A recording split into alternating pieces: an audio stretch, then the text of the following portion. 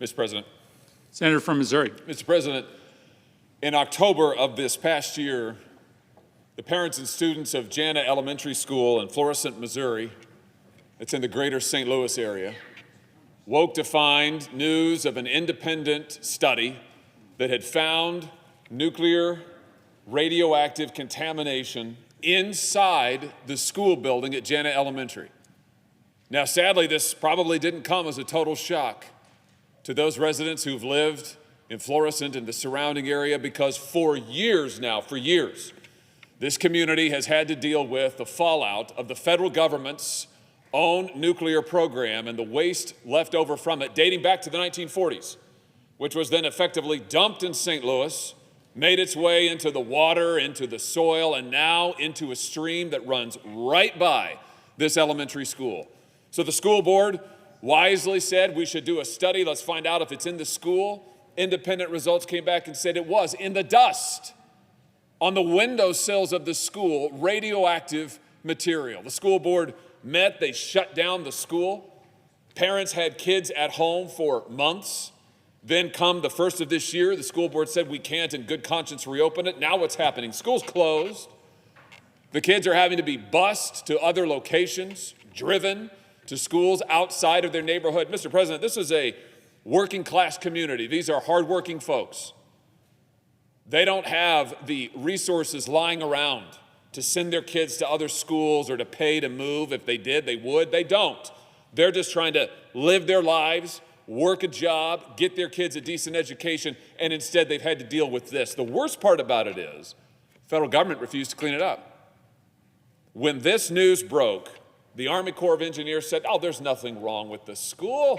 We've tested it 1,000,000 times. It's fine. In fact, they held a press conference today in which they said the same thing. Trust us. It's fine. It's fine. I don't think any of them are sending their kids there, but trust us, they say. It's fine. When I and the school board and the parents said to the Army Corps of Engineers, you need to retest, you need to test the entire school district, then they pointed fingers and said, oh no, it's the Department of Energy, it's their problem. So then when we went to the Department of Energy, they said, oh no, we can't do anything, it's the Army Corps' problem. The Biden administration has spent the last 8 months now pointing fingers at each other, saying why they can't do this, they can't do that, the kids are just out of luck. I just noticed this. When that bank in California, full of billionaires who are also, not incidentally, major political contributors, when it had a problem, boy, this government moved lickety-split to bail them out. How many billions did this government spend to bail out the SVB shareholders and stakeholders and depositors? They got their bailout in no time flat. These kids, nothing. Can't even get a response. Do you know the Biden administration won't even respond to me? So, fine, we'll do it ourselves. I've introduced legislation that will order testing in the entire school district, that will mandate a cleanup of the school, and if necessary, building these kids a new school. The federal government caused this problem. The federal government should fix this problem. And just because these kids aren't billionaires or big-time political contributors or connected politically doesn't mean that they can be ignored. It doesn't mean that their lives don't matter. I just note this.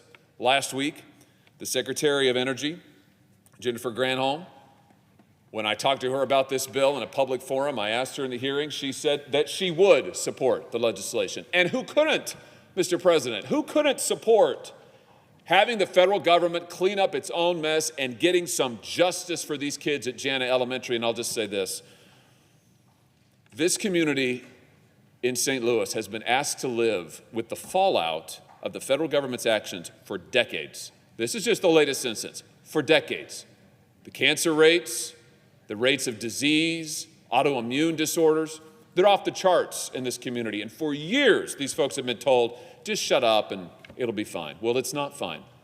And today we're going to begin to get some justice for these kids.